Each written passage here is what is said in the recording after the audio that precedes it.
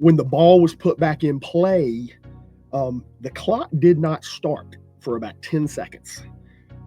And TCU scored the tying goal in regulation with 6 seconds left. What's going on, Tar Heels?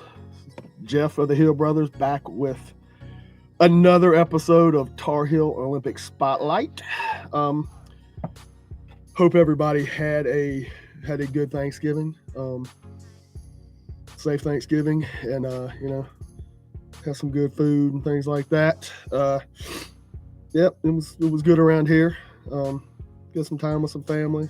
Got to see my brother, who came down from Pennsylvania, for some other family stuff, but I got to see him, which wasn't a planned thing, so I don't get to see him very much anymore. So maybe 1 or 2 times a year if I'm lucky now. These days, so he's busy. They've got 3 kids, and he's busy with sports with his kids, just like we are with mine, my daughters. So anyway, not a whole bunch going on this week in the way of actual events. It's kind of that period now where things are starting to wind down, with the fall Olympic sports, and we'll kick back up. Things start getting kicked back up in January with some stuff, but there's always, even if there's not something going on necessarily as far as an event goes, a game or a match, there's other little things too that come out during the week that are noteworthy for the Olympic sports that again I'm going to bring to light for everybody, and in case you hadn't heard or didn't know. The big thing this week, I'm going to start off.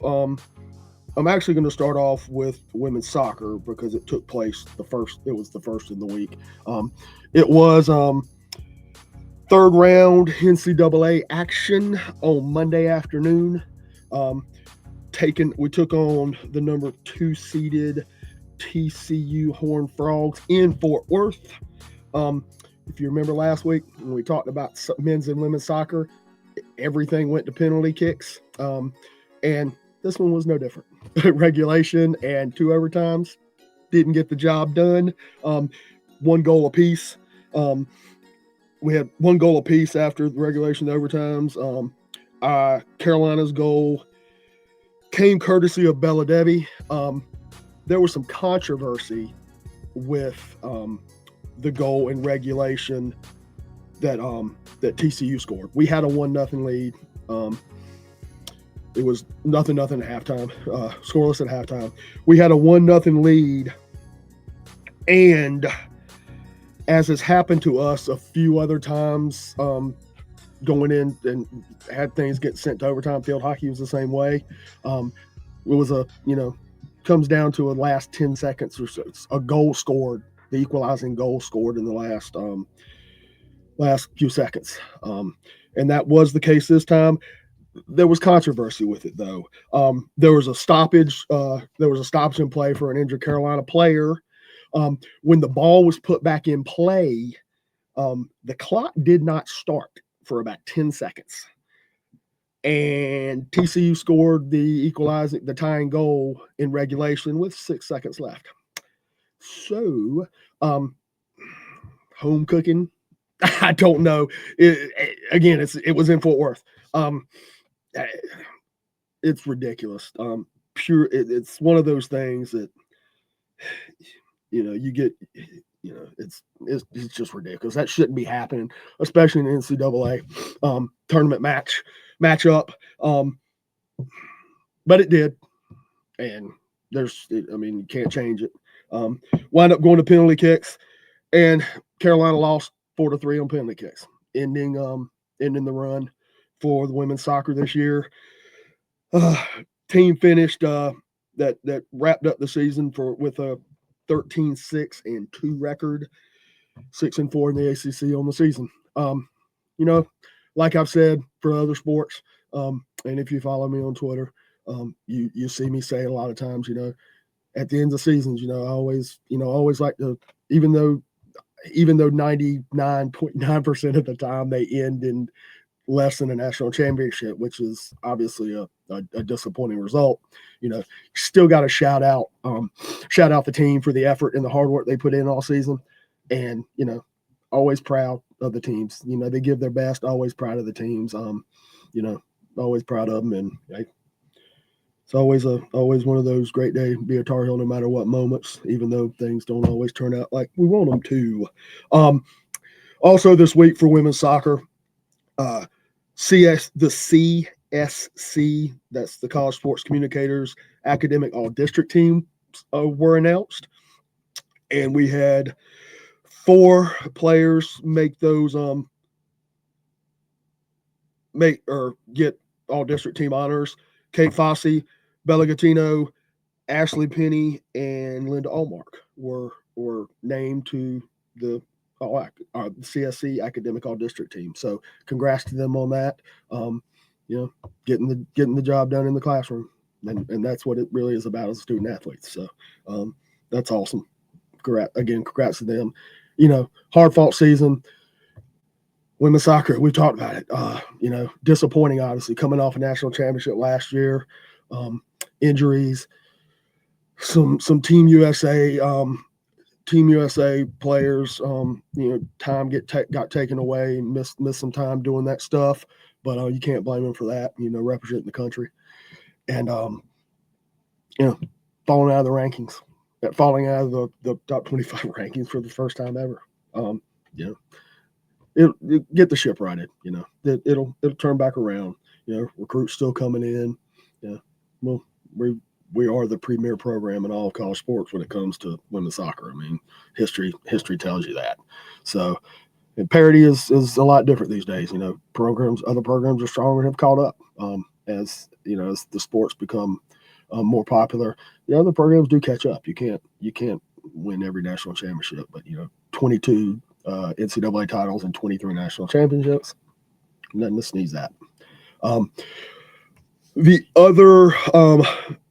other sport that had things going this week was volleyball. Poll came out, if you remember after last week, the Friday night loss to Florida State, a bad Florida State team, 3-1 in 4 sets.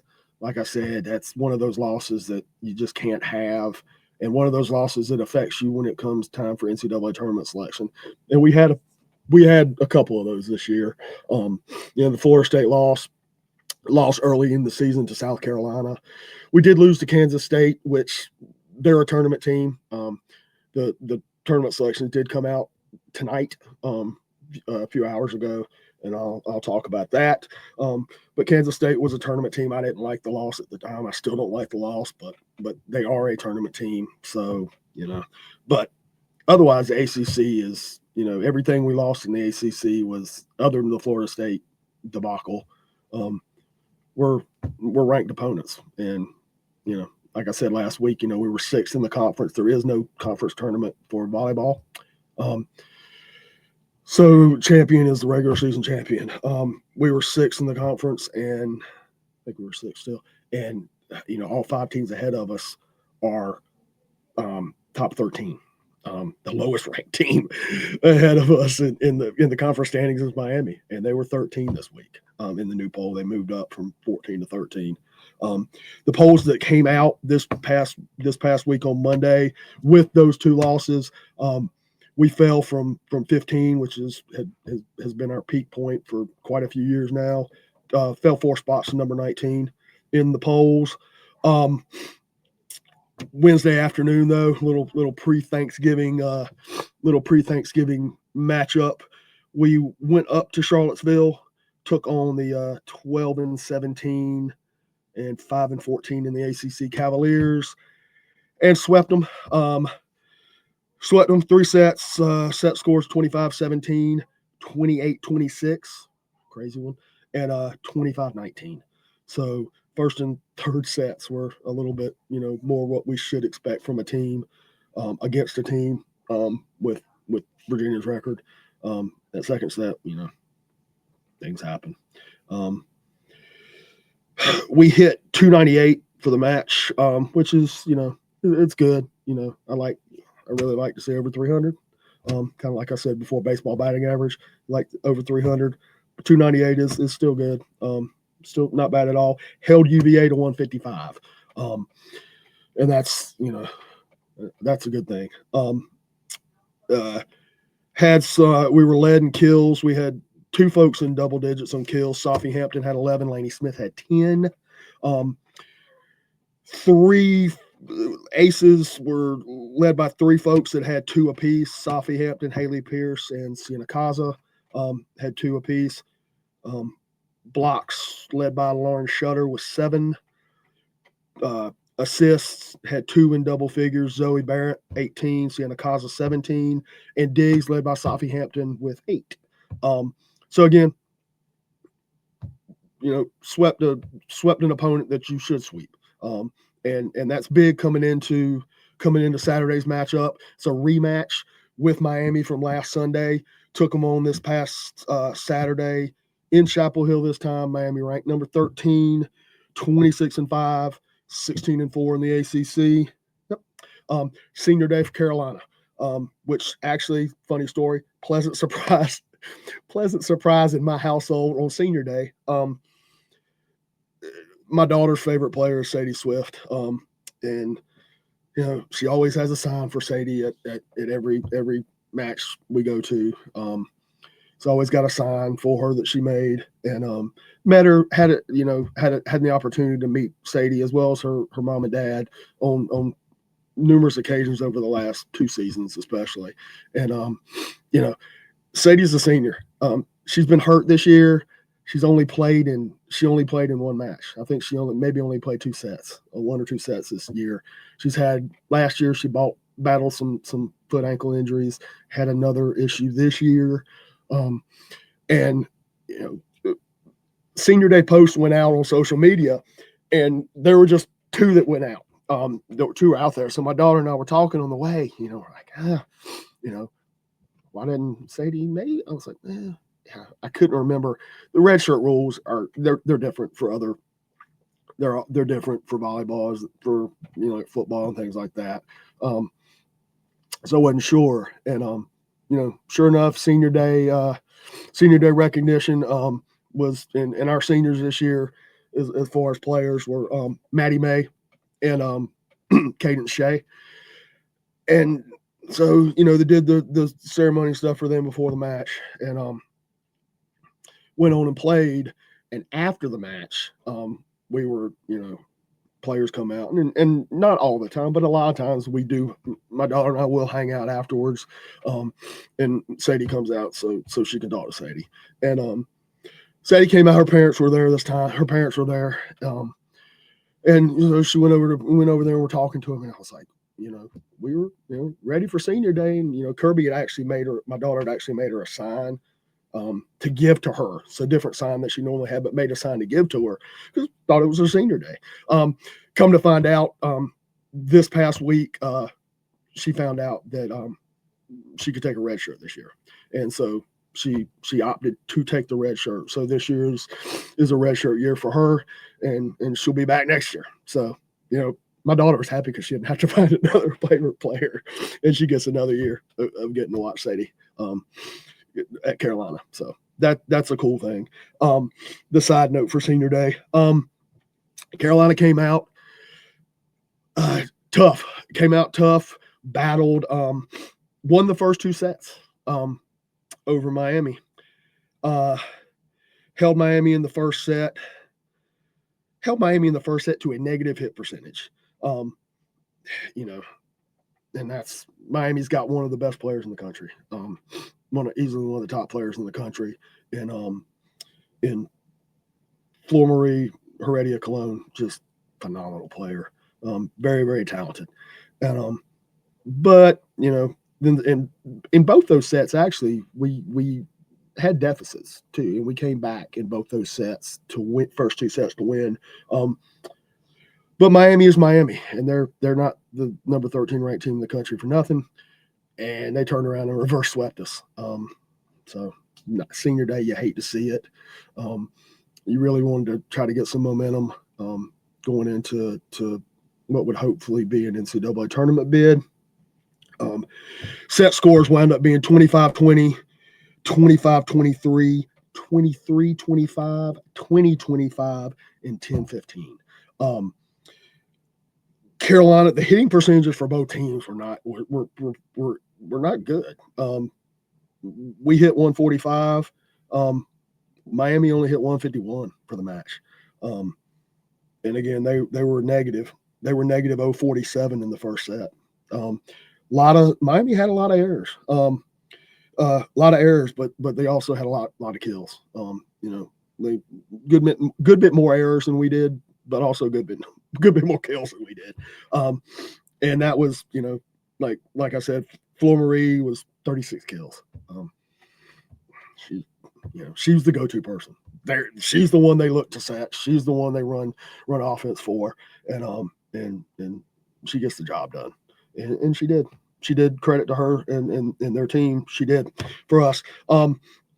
But as you say, you kind of shake it off. Just some of the highlights as far as individuals and the numbers go. We did have 2 with double-digit kills. Safi Hampton had 13. Laney Smith had 12. You're always going to hear Safi's name.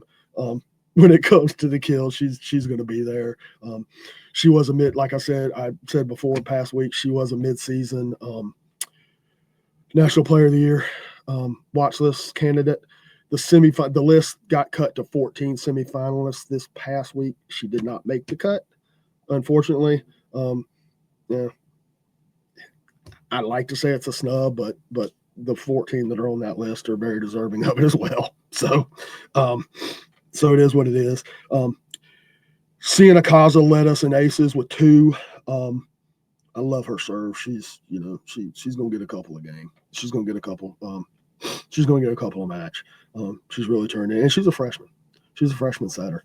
She's turned into. She did some good work this year, especially one of our transfers, Emily Bobbitt's a setter, and she's been dealing with an injury or something this year. I'm not sure what the deal is, but she hasn't been dressed out for a while now. And she's a local product. She's, I think, from Clayton.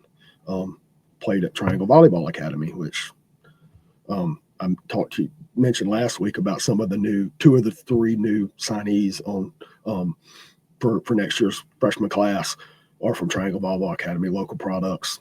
Coach Shaw, like I said again, Coach Shaw, before he came to Carolina as an assistant coach, and now a head coach, obviously for the 3rd season now, was an associate director at Triangle Volleyball, one of the top clubs in the country, and it's right here in Morrisville. Nice facility. My daughter's has played a couple Carolina region local tournaments in that building, and one of the schools she plays actually Raleigh Charter, who my daughter goes to Voyager Academy in Durham. Raleigh Charter is one of the schools in our conference now this year, and they play their home.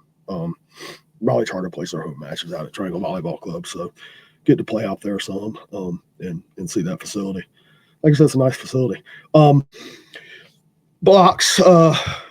I digress on that though. Blocks. We had 2 in double figures. Had 2 in double figures and actually 2 that set career highs. Jackie Taylor, 12 blocks. It's a career high for Jackie. Lauren Shutter had 10 blocks, and Safi Hampton had 6. Noteworthy because that's a career high in blocks for Safi. She does it all. Kills, blocks, digs, things like that. I mean, she's always in it. Assists led by Sienna Kaza with 23. Zoe Barrett also in double figures with 17. Digs, Maddie May led the charge with 15. Sienna Kaza also had with double digits with 12. I did mention the 36 kills for the monster from Miami. Flor Marie Heredia clone. Again, awesome player, one of the best in the country. Miami, like I said, Miami had more errors than we did by a decent amount, but they also had they had like 21 more kills than we did. So noteworthy from this particular match, though, I think it was a couple weeks ago, Maddie May hit the career milestone of, if you remember, I mentioned Maddie hit the career milestone of 1,500 digs in her career. She moved to 3rd in Carolina history and program history, though, during this match with 1,590 career, Diggs. So again, she's played every set in her Carolina career. I've heard it. I've read that, and I heard them say it. Heard them say it in Carmichael the other day when they were recognizing her for Senior Day. That's incredible. So, finished the regular season 21-8, 14-6 in conference. That can't be right. I think I messed that up. No, that is right. No, that can't be right. 14-6 record at home. Scratch the ACC record. I'm sorry. 14-6 record at home though. Had 2 ranked wins this year. And the season's not over yet, but 2 ranked wins this year, including a top 10 win over number 7 SMU, which is the first top 10 win with Coach Shaw as head coach at Carolina. Again, 3rd season.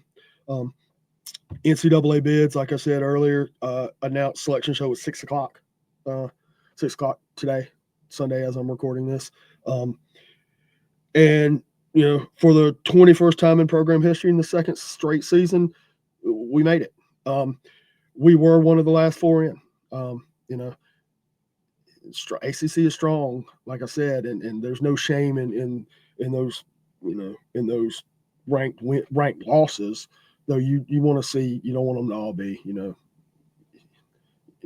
you need to take a little bit more of them than we did this year, I think, obviously.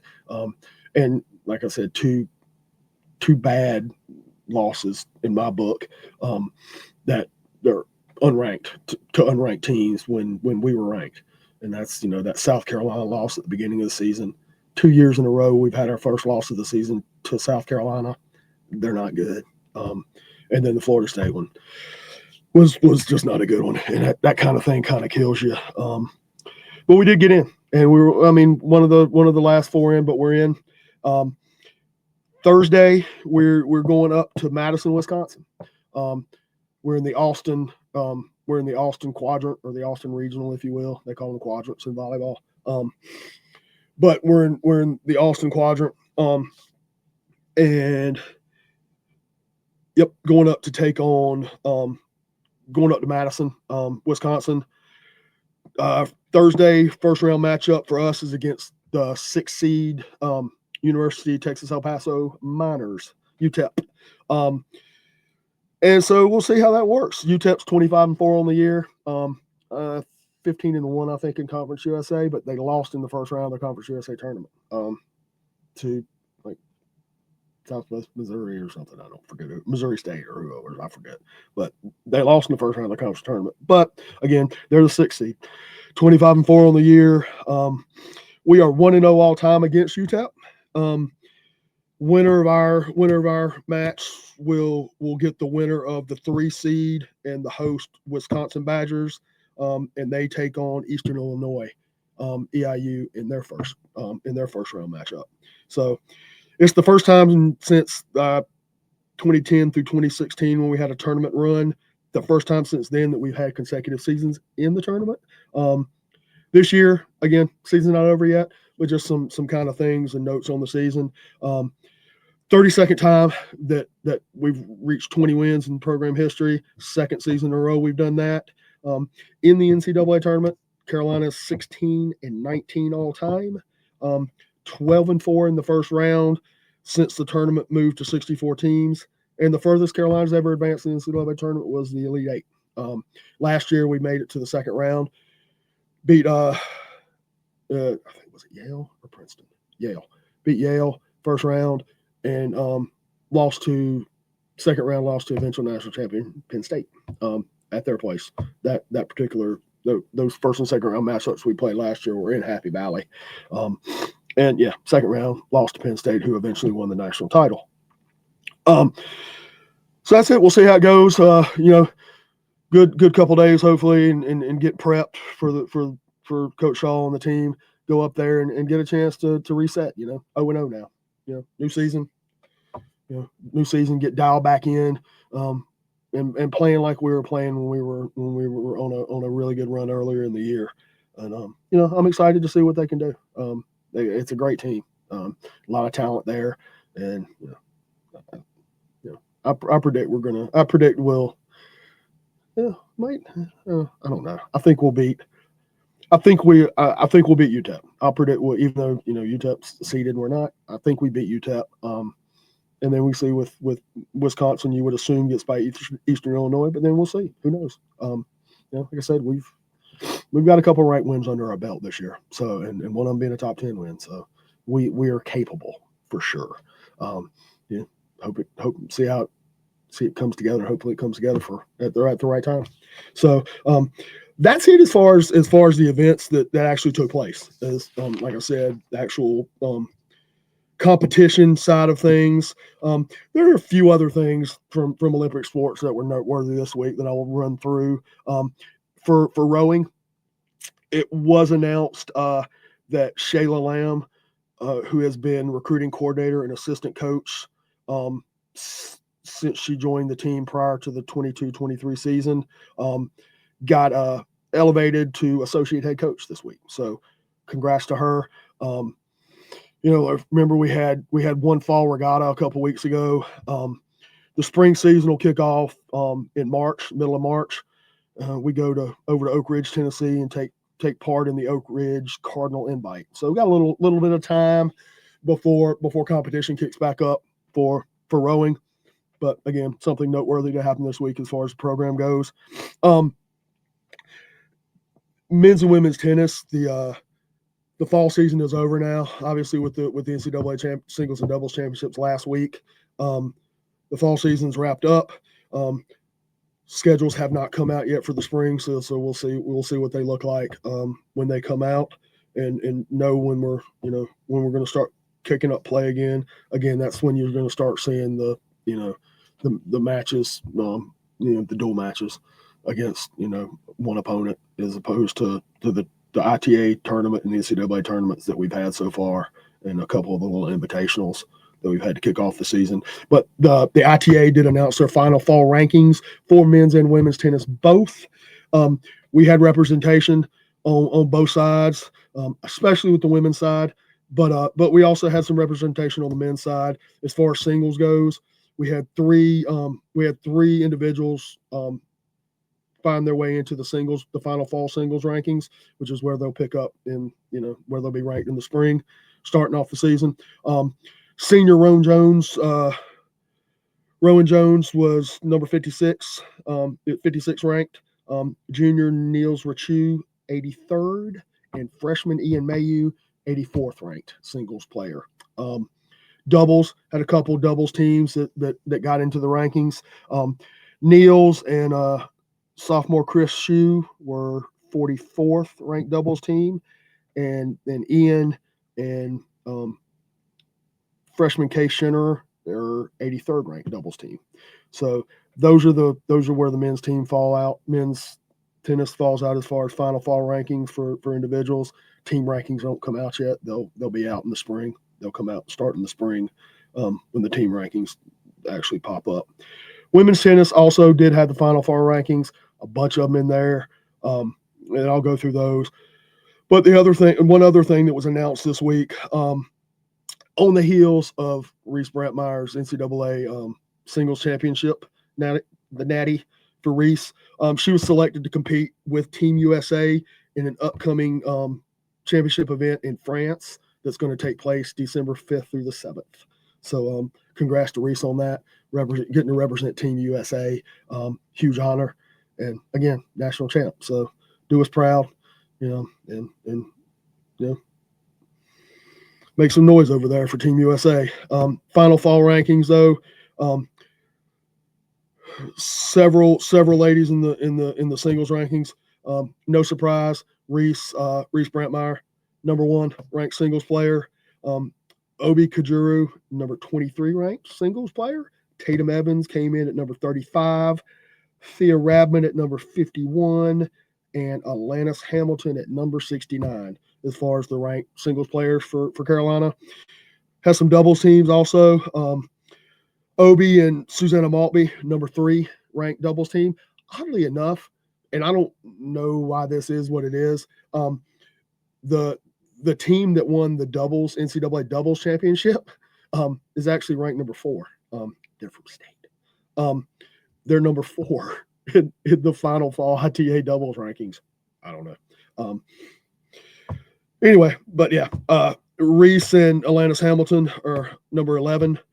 Mary Grace Renard and Alana Boyce, number 42, 42nd ranked doubles team, and Tatum and Thea, number 49. So the 49th ranked doubles team. So again, got some representation there in the final fall rankings. You know, looking forward to a good spring season when it rolls around, and we'll be talking about it and covering it when it does. Wrestling did not have action this week, but the weekly NWCA coaches poll came out, and Carolina held at number 21 in that poll. So 2 weeks in a row now at number 21 after jumping up 2 spots from 23 before. Back in action on Friday, December 12th at home, Carmichael against the now, at this point anyway, number 18 ranked West Virginia Mountaineers. So that's going to be a battle. Can't wait to be there. So see what we got. Like I said, wrestling started the season undefeated, but the competition other than the duel against Navy, which was 2018, it was a 2-point margin of victory, and we split. Like I said, I said it before a couple weeks ago. We split, 10 weight classes, 10 matches in the duel, and we went 5-5 with them. We just had more bonus point wins than they did to give us that, so we eked it out. Competition's really going to turn up here now. West Virginia's coming up. Going to Northern Iowa. Northern Iowa's good. Nebraska is always strong. Got have to take them on. So we got some stuff coming up. And again, once ACC kicks off, like I said, 7 teams in the ACC have wrestling. Seven schools in the ACC have wrestling teams, and with the exception of like 2 of them, they're all good. So that's including ourselves. It's 5 in the ACC that are ranked, and I think we're the lowest of. We're actually, I think, the lowest of those that are ranked right now. So it's going to be a battle as always when it comes to wrestling in the conference. Women's lacrosse. I missed this last week. Going through things, and I forgot to mention it. But it happened not this past Thursday, but previous Thursday before Thanksgiving, a week before Thanksgiving. Coach Jenny Levy was inducted into the Intercollegiate Women's Lacrosse Coaches Association Hall of Fame. So the IWLCA Hall of Fame. It's her second Hall of Fame induction. Back in 2021, she was inducted into the National Lacrosse Hall of Fame. So, if you know the history, she's a heck of a coach. She's been around a long time, leading the program, got some national championships to her credit. I think we're going to battle for one again this year. I think we're going to be in the fight this year in the hunt for that. On the men's side too, I think the men are going to be good too this year. I can't wait to start talking about them as well when the seasons kick off. So in the spring, so going to be excited to get those kicked off. But that's something noteworthy from the women's lacrosse world. And pretty much, I think about the last order of business for this week is the Directors Cup, and the first Directors Cup update after 3 national championships of 38 being the Directors Cup keeps up with 3 of the 38 being decided. Carolina only has 28 sports. Schools have things drop off. The Directors Cup, you'd have to go look it up on how it's tabulated and what counts, what goes to your score, what you cannot have, drop so it doesn't count. It's kind of complicated. But there's a great Directors Cup update site or account on Twitter that keeps up with everything really, really nicely throughout the season as things are going, and I always follow that and always keep up with that. But yeah, after 3 of the possible 38 that we'll see throughout the sports, the 25-26 season goes, those being field hockey that have been decided so far, because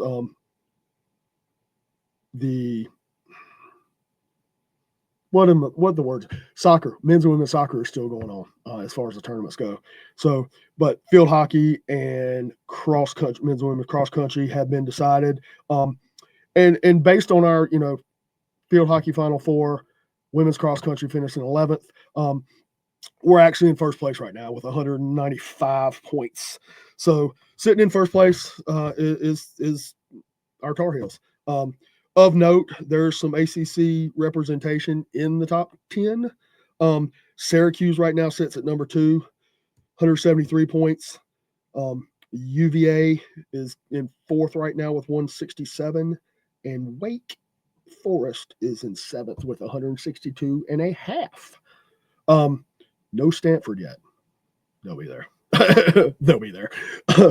Like I said, Stanford's one of the schools that's, I think the championship's only ever been won by Stanford, Texas, and us. And we only won it once, and that was the very first year it was done. Otherwise, it's been Stanford and Texas, and then probably, I don't know the numbers, but most of them are Stanford. But that is all for this week. I will throw in the countdown that I talked about the very first time I did this show. And again, if you follow me on Twitter, most days I'll put out a countdown of days until the season openers, the fall, winter, spring season openers for teams.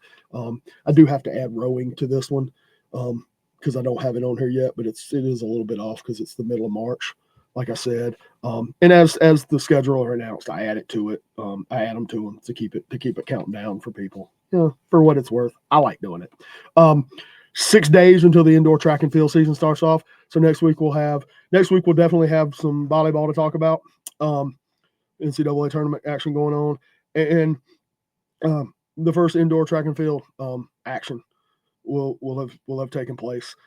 40 days until gymnastics season kicks off. And gymnastics actually this past week before last had some intra-squad stuff take place that they did. This is the second time they've done it.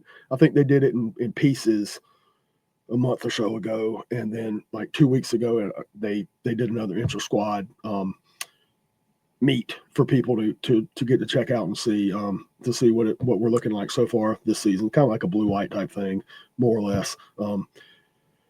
That happened, I think, not this past week, Thanksgiving week, but the week before. Pretty sure. I'd forgotten to mention that. And 75 days till baseball, which one of my favorite. I've talked about it before, but one of my in my ranking of Carolina sports that again, love them all, but I do have favorites. Everybody has favorites. In no particular order. Volleyball, wrestling, and baseball are my three. So the ones that I enjoy the most are most passionate about, I guess. Passionate about them all, but the ones I'm most passionate about are those three. So anyway, that is all for this week. See what happens this week. Hope everybody has a great week. Hopefully you shake off the food comas from the Thanksgiving food and all the meals and everything. And see you back. Same bat time, same bat channel, as they say, next week for another episode of the Tar Heel Olympic Spotlight. But until then, as always, go Heels.